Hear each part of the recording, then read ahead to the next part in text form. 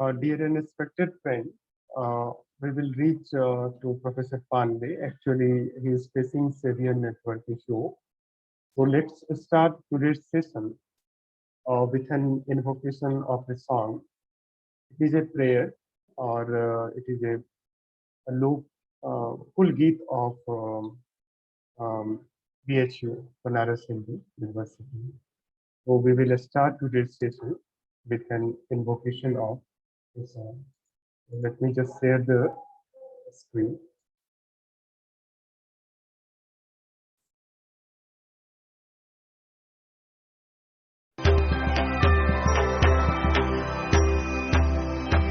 मधुर मनोहर अतीव सुंदर ये सर्व विद्या की राजधानी मधुर मनोहर अतीव सुंदर ये सर्व विद्या की राजधानी ये तीन लोकों से न्यारी काशी सुज्ञान धर्म और सत्य राशि बसी है गंगा के रम्य तट पर ये सर्व विद्या की राजधानी मधुर मनोहर अतीव सुंदर ये सर्व विद्या की राजधानी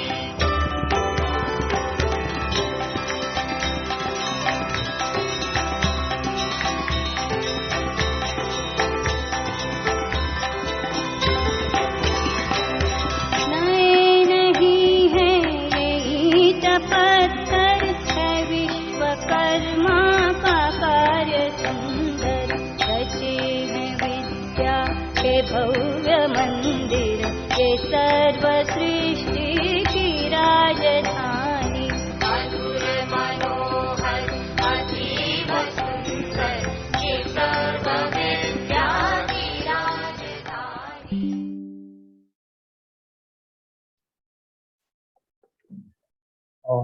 Thank you so much, dear and respected friend. I, Randhir Kumar Gautam, on behalf of Swadhyay Chakra Circle of Co-Learning and Vishwaneedam Center for Asian Blossoming, Puducherry and Chennai, most welcome you to attend today's international webinar on the very topic, democracy and equality in contemporary India. It is a movement of extreme pleasure to welcome the guests who are virtually present here to attend this webinar. I welcome Professor Kumar Giri, Honorary Trustee of Vishwaneedam Center for Asian Blossoming and the Professor of Madras Development Institute. We will soon join by Professor Ajit Pandey in case his network works, internet works. We welcome Professor Pandey. We welcome Gyan Gului from Italy and all the respected participant viewers both on Facebook platform and Zoom platform. Let me give a brief introduction of Swadhyay Chakra. Swadhyay Chakra is a co-learning circle of self and mutual studies. It is an initiative of studying and learning together self, culture, societies, and the world. Friends associated with this are eager to walk and mediate with new horizons of thinking and new movements of social cultural change at work in our contemporary world. We study seekers such as Sri Aurobindo, Mahatma Gandhi, Chitranjan Das, a creative thinker from Orissa, and many others around the world. We also present our own writings and reflect upon our creativity together. We also invite seekers from different fields of life to share us with their visions, lives, and sadhana for and also struggles for creating a world of beauty, dignity, and dialogue. Today is a very interesting topic of discussion, that is democracy and equality in contemporary India. Democracy is considered to be one of the greatest inventions of human history, and democracy gives us vision, a way of life, a standard of behavior. And democracy is said that democracy is that form of political constitution which makes possible the adoption of the government to the wishes of the governed without violent struggle. So it is a best way to ruling the masses. And one very famous quotation of Voltaire, you know, he was a great thinker of French Revolution, and he said that there is a famous quote. He said, "I don't agree with a word you say, but I will defend you to the death your right to say it." That ranging remark is the utterance and expression of true democracy. And this quotation, invoked the democratic spirit. Pandit Jawaharlal Nehru, Bhimrao Ambedkar, Jayaprakash Narayan, today there are many more, Sarpalli Radhakrishnan. There are many prominent thinkers who theorize democracy with new paradigm in India. And if you read Nehru, his book, Glimpse of the World History, Volume 2, where Nehru says that democracy means equality. Not merely the equality of possession a vote, but also economic and social equality. And Ambedkar says that without economic inequality, political equality is meaningless. So we have to think about the state of democracy in today's time. How do we ascertain the collective will of the people? The rise of majoritarianism, the decisive consideration is whether we do anything popular or whether we do something right. And recently, there is a book by English sociologist William Davis called Nervous States, Democracy and the Decline of Reason, where Davis gives an explanation of 10-year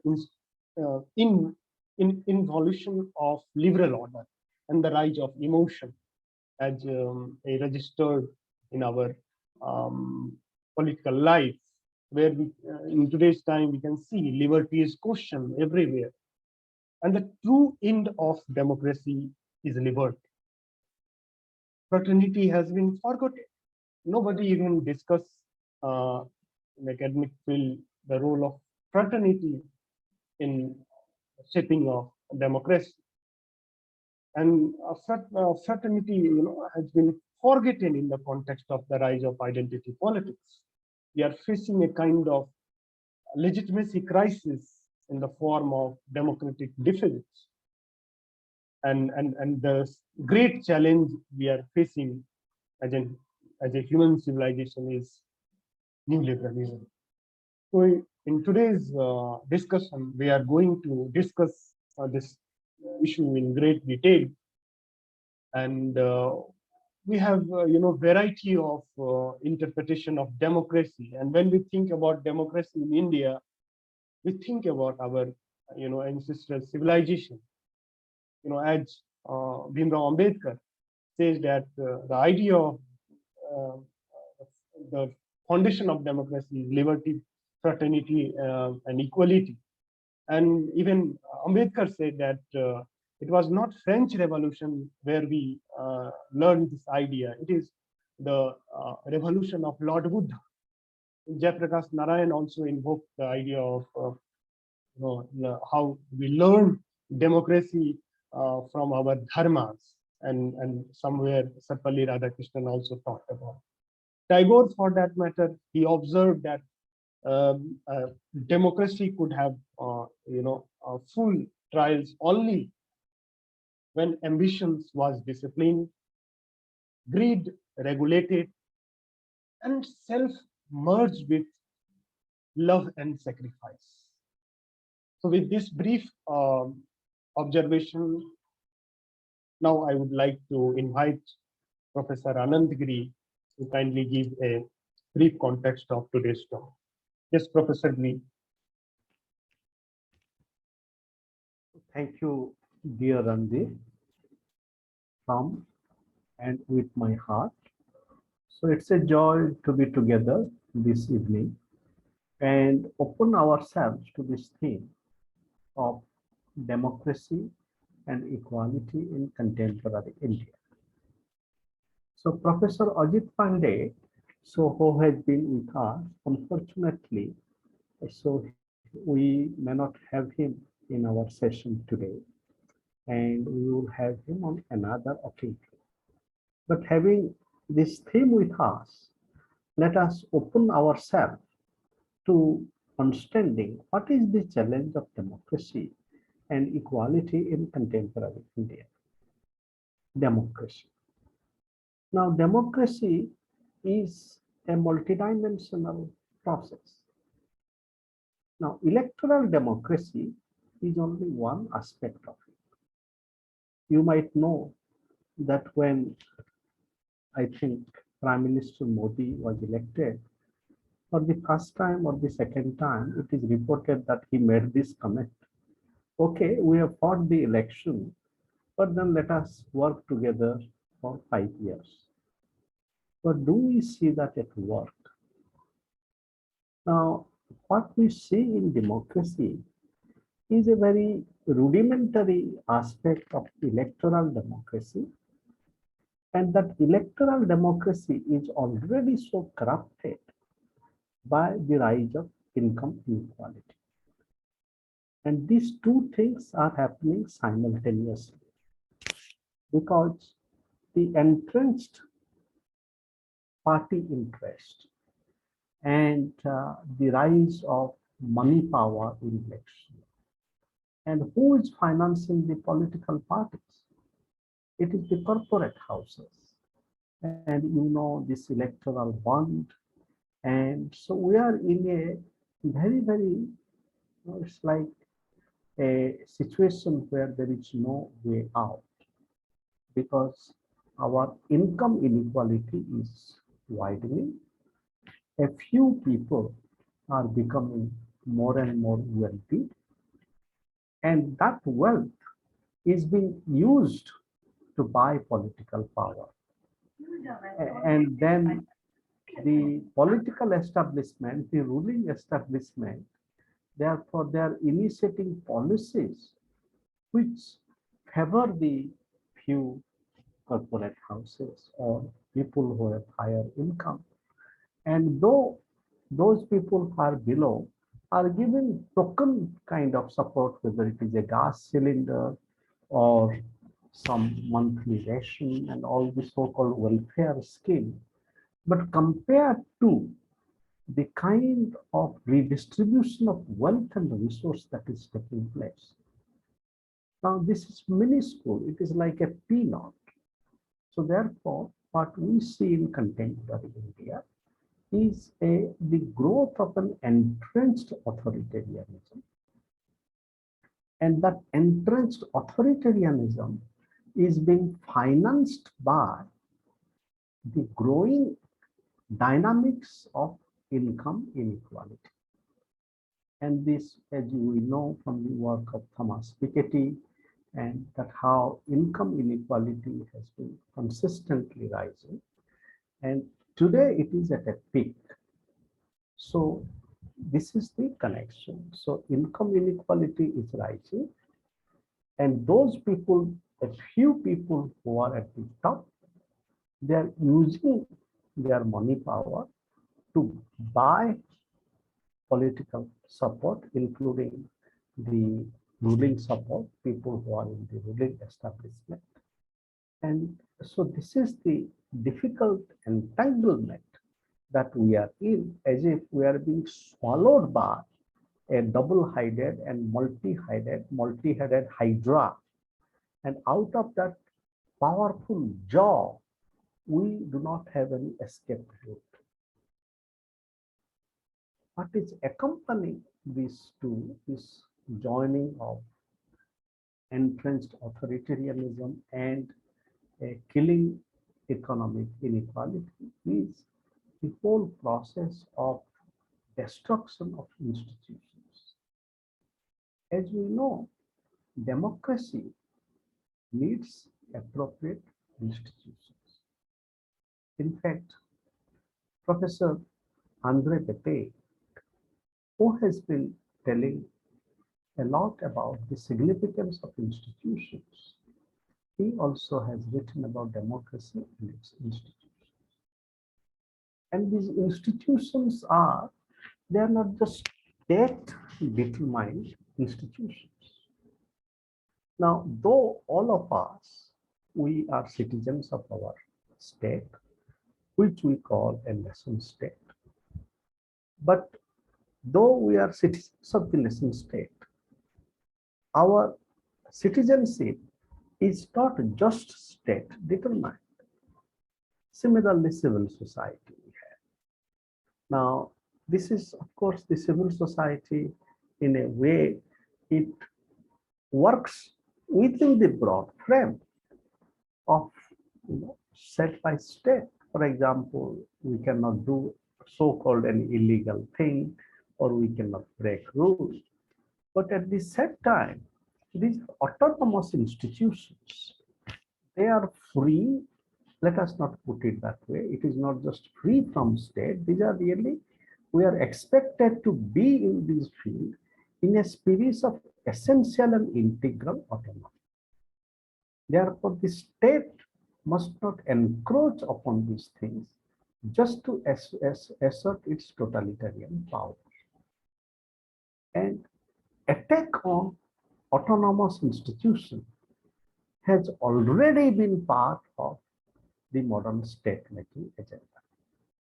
Because state is something which is powerful, and as you know, that one who is powerful, you might have read some stories, that that once there was a VC, he was going, and then he was sleeping under a tree, and then a little crow, and not knowing that the rishi is sleeping, then a few drops from the crow fell on the rishi's hair. And the rishi, though he had practiced spiritual sadhana for many years, so he was so angry, he looked at the crow in anger, and it burned down. And then he went on, and then he met a butcher woman, and he just asked her something, and the butcher woman was not she didn't show any extra, concern for this rishi. And then once the rishi started showing her angry eye, then the butcher woman say, "Do you think I am that crow?" And then the rishi realized that this woman is a realized person. But then the rishi realized, but state is an apparatus where any little, mark of protest or autonomy, the state has a tendency to swallow it up, especially when the functionaries of state, they are not really mindful of their responsibility to really relate to or execute state practice in a way which fulfills the purpose of the state as one of entities. So we find in contemporary India a swallowing up of many institutions, and the kind of thing we saw in emergency in a declared way. But at that time, compared to that, many people also see that we live in a darker time today. So this is another thing, that our institutions are being appropriated, and the judiciary the kind of courage to stand up the executive authoritarianism. We see that it is not always coming, though in our present Chief Justice Ramana, we see a lot of you know, rays of hope. But one Chief Justice cannot really stand the house in order. It is a whole culture, as we see that, if you put only a few people in jail out of so many grudges, and then the whole population is terrified. So this is the another challenge in contemporary India, is the destruction of institutions. But then when we talk about institutions, are they only political institutions? Many years ago, almost more than 30 years ago, the noted political sociologist from Germany, Claude Offe, wrote a very interesting paper called Democratic Institutions and Moral Resources. And that is so significant because democracy is also a moral quest. And what is moral quest? That democracy is a process, as Randhir was hinting at, that democracy is really building upon the idea of dharma. Dharma understood in a very open way, not just caste dharma or masculine dharma or stree dharma. Dharma which really holds us together. It not only holds us together, but it also upholds us. Similarly, democracy is a process where it holds us, holds our beauty, our dignity and dialogue, and it upholds us. And that process is a moral process, as it is a political process. That is also a spiritual process. But we find also in contemporary India, these moral resources, these spiritual resources, to some extent, it seems that they are declining. Though we have some religious leaders, we have some spiritual leaders, and some of them are doing extremely important work in terms of seva, in terms of creating a new imagination of life.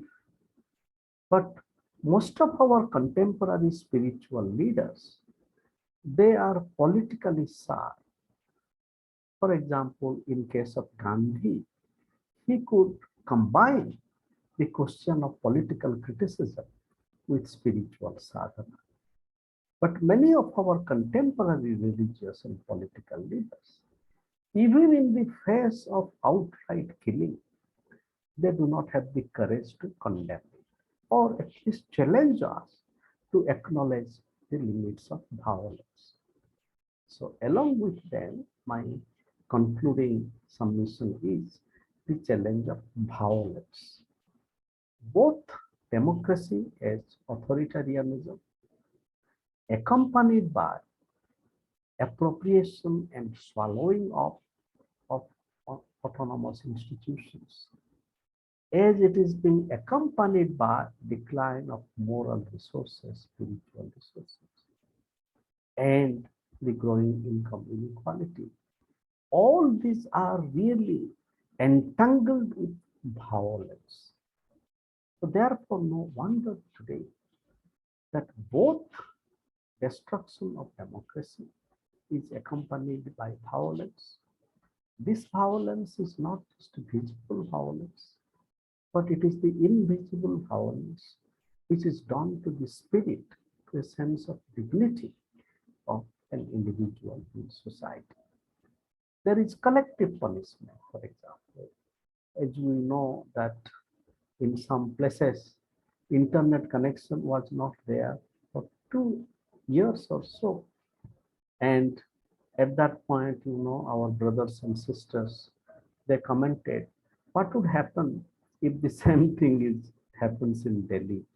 Of course, in Delhi, so they also got the internet connection for 1 or 2 days. So this is the whole challenge of violence. And income inequality also. Income inequality constitutes a major violence. How it is?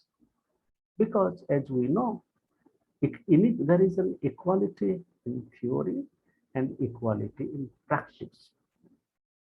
Therefore, income inequality today is accompanied by our exclusion from the life enhancing opportunities. Education, for example. Today, income inequality is really hindering, and at the same time, privatization of education. I'm just coming from Fakir Mohan University. Yesterday morning, I met a young man from Palalhada, Odisha, and he was telling me that how for the entire year he's studying, I think, geology. He's just paying 8,000 as tuition fee for the entire year. So think of that if we have quality educational institutions, even up to university, where there is minimal payment and the best of education is available. That is not available. So in some countries, even USA, as we know, the problem in USA is the lack of access to higher education. So this income inequality is not innocent. There is a difference between, of course, equality does not mean mathematical equality, but because equality does not mean mathematical equality, it is very easy to say that our 5 fingers are not same. Who really wants to have equality as equality of 5 fingers? No. But the inequality that we have, there is a difference between innocent inequality. Okay, you are earning 1 lakh, I'm earning 10,000. Okay. But because of your higher income, then your access to education and healthcare and opportunities of life and my not being, it is a question of violence, both structural violence and income violence and inner violence. Therefore, when we look at the predicament of democracy and equality in contemporary India, we are confronted with the challenges and how we overcome it. At the moment, it seems an awful task, but we cannot give our hope. We must continue to strive for building a more democratic society, which is not only political, but moral and spiritual, and a more society of equality. And that equality also calls for a sense of equanimity. As in Bhagavad Gita, it is written, Samatva Yoga Uchyate. Samatva. That samatva is equality. For example, you and me, we are equal on the same pedestal of humanity and on the same pedestal of opportunities and quest for life. At the same time, this is not just equality, it is equanimity. The sense of sthita prajna, how we develop ourselves so that we can partake in a relationship of equality. That requires an attitude of sthita prajna, not being moved too much. Suppose you see, if you are continuously tempted by the temptation just to accumulate more and more wealth, that itself is a contribution of production of equality. Therefore, it is not most of the sociological and economic reflections on inequality. It points to structural factors. As important as it is, we must also relate it to those factors which contribute to the craving of desire more and more. Therefore, this whole understanding the limits of possession while possessing something, at the same time understanding limits of possession, it requires an attitude of aparigraha or non-possession. So therefore, realization of equality, overcoming the challenge of growing income and other inequality, it requires multidimensional effort. Like democracy, we must also have political equality and spiritual equality. So thank you, dear friends. And now let us carry forward our conversations further. Today we would go up to around 9 p.m., 20 minutes or a little more than that. So let us join us in further conversations about it, please. Thank you, Professor Giri. You really touched a very important conception of democracy, and we need to definitely understand the how would democratic value work properly. And you really invoke the question of inequality. Ambedkar also very much concerned about, at least read all his thought. There are two important things he always uh, tried to invoke. One is constitutional morality. Without constitutional morality, public opinion cannot fulfill their actual goal. And second is until unless we remove the graded inequality, which is persists in the form of caste, gender, democratic value cannot be actualized. Uh, and really, you invoke a very important idea, that is dignity of individual.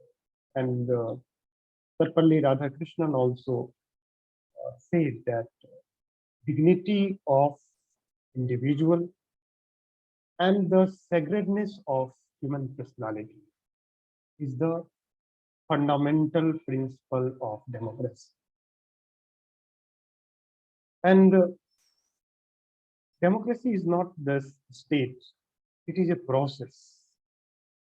And we learn from the history that vigilance is the only way to empower democracy. And somewhere Radhakrishnan also said that the people flourish not because of the state, not because of the constitution, not because of the coercion or a law giving, but because they are guided by the dharma and help each other in cooperation. And we, this thing we find in the thought of Bhimrao Ambedkar, Sarpalli Radhakrishnan, Jayaprakash Narayan, and including Gandhi. And if you read Gandhi, he definitely did not accept the state ruled democracy. He said people ruled democracy, which is manifested later with the work of Vinoba Bhave and with the work of Jayaprakash Narayan, that people's power, lok niti over rajniti. So there the idea of dissent comes into the picture. Without dissent, democracy cannot be in power. And Gandhi taught us that the great power resides in the spirit of people, not in the weapon they used to kill others, but their readiness to die. That is, satyagraha, whole conception of satyagraha. So these are the important idea around which we can, develop the whole understanding of, how we can solve the problem of democracy. Of course, we are facing very challenging time. Thank you so much for giving a very thought-provoking session. Now, I request respected participant, if you have any question, please indicate me in the chat box. Meanwhile, let's welcome Professor Gyan Guli to give a short comment on the very topic, democracy and equality. Yes. Can you hear me?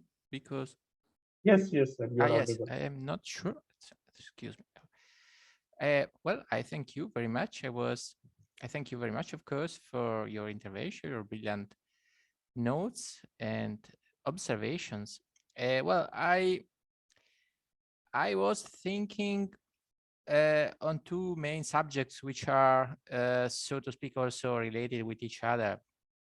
That is, the first one is, I think that part of the debate about democracy over the last years, over the last decades, has been rather dominated by the question of how can we build correct institutions. That is, as roles principally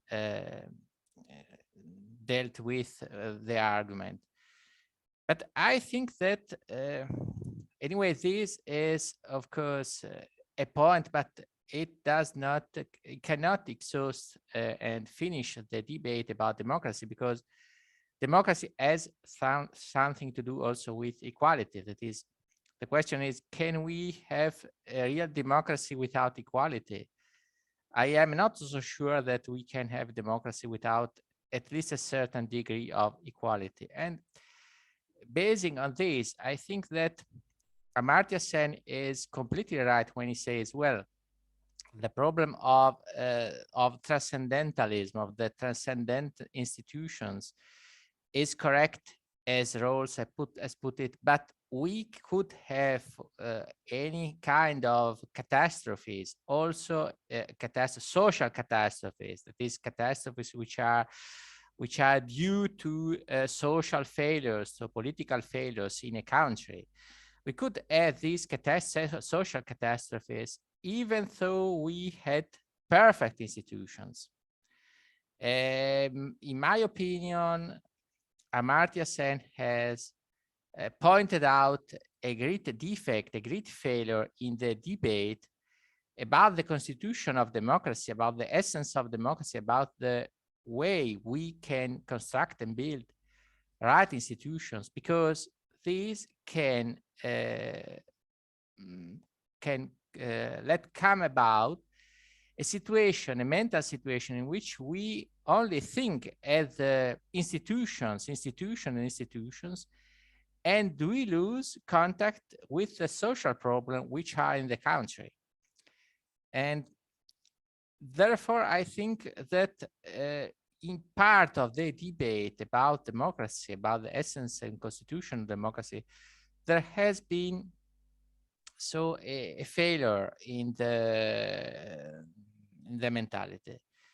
And a question which is partially related to this is if we take into account the question of some constitution, like for instance the Irish constitution or the Indian constitution with the directive principles, and we take into consideration what Ambedkar said about the essence and the constitutive importance of the directive principles in the Indian constitutions. And then we can, then we try to imagine how it would be a constitution like the Irish constitution, which has something similar to the directive principles of the Indian constitution, or the Indian constitution as such. And we imagine these constitutions without all the contexts which are, for instance, expressed in the directive principles.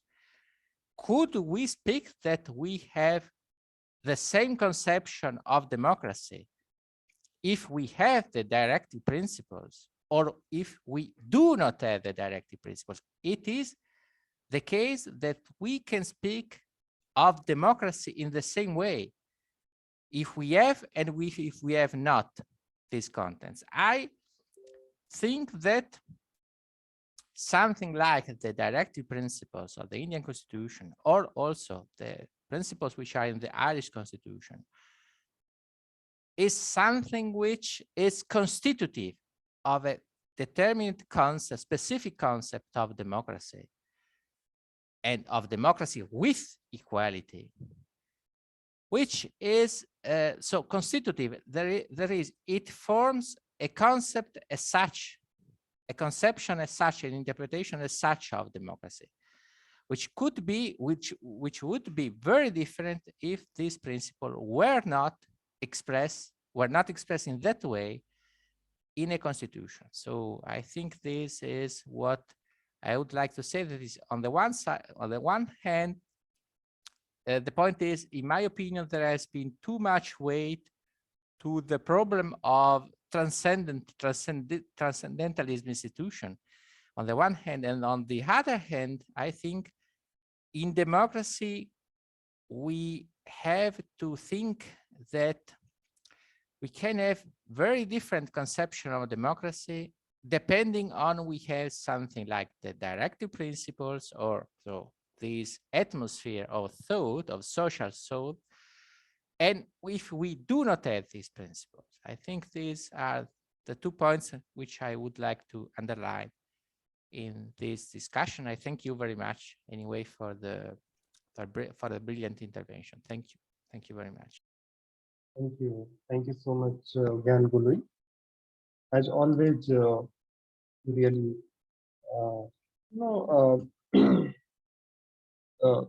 that is the correcting institution is always very fundamental question for the just democracy. And thinkers, particularly Jayaprakash Narayan or Gandhi also, they do not believe in institution, rather they believe in people. And say, without vigilance, that there is a famous line, say, vigilance is the price of freedom. And Dr. Karan Singh, who is a very famous person who indulged in understanding democracy, and he said that it is with equal truth that constant awareness of our responsibilities is the price of democracy. What we are facing, a kind of democratic deficit in India, is that institutions are not responsive. And without public pressure, without social movement, we cannot make people, leaders accountable. So that is the very important concern of in democracy. And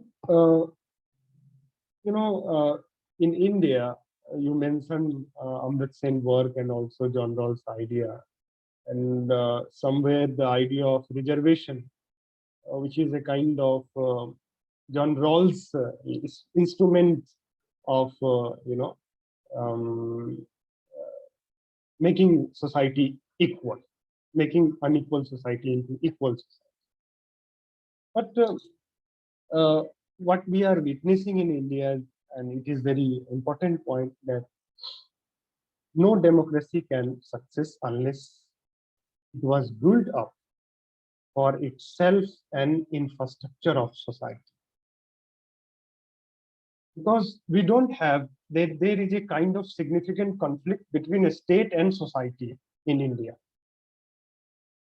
Significant conflict. So how do we meet the gap so far as the governance is concerned? So we have to, it's a very complex thing, but we have to think, we have to theorize, governmentality for, not from top to bottom, but bottom to top. That is the whole idea of this decentralization of democracy is concerned. So, any other friend who would like to ask any question?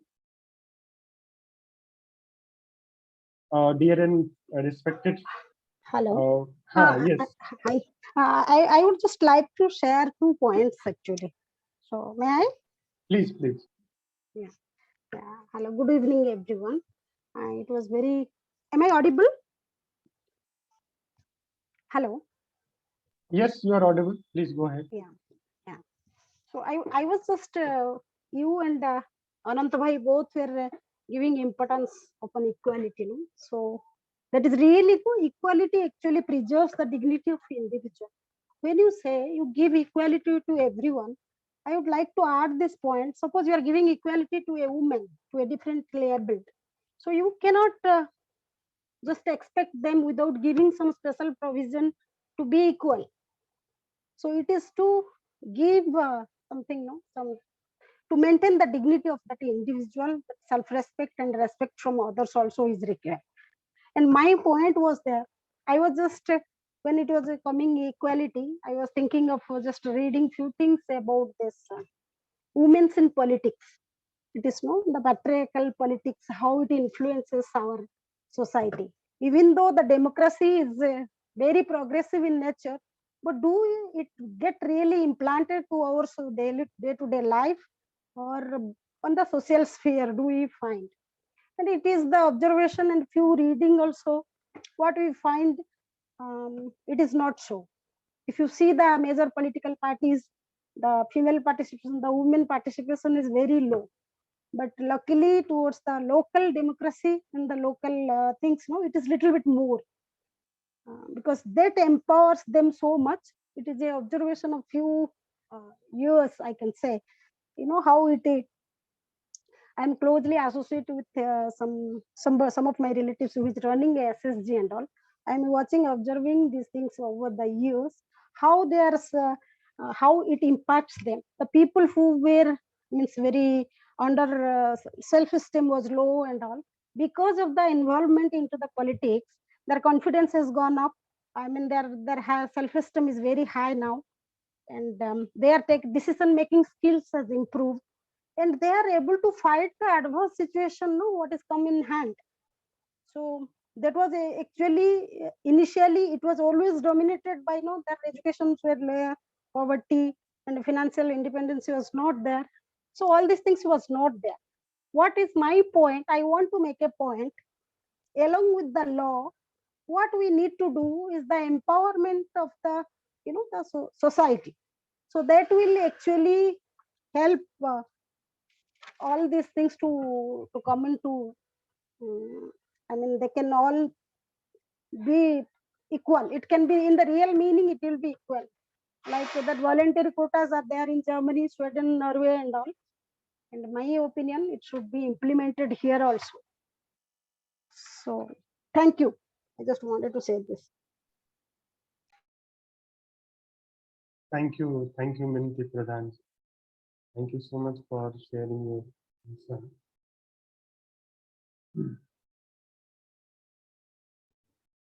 Yes, any other friends would like to share anything? Or Professor Giri, if you want to respond some of the concern.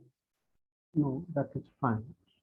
Okay, so friends, we will invite Professor Pandey again, maybe next time, because this time, because of network issue, we were not able to connect.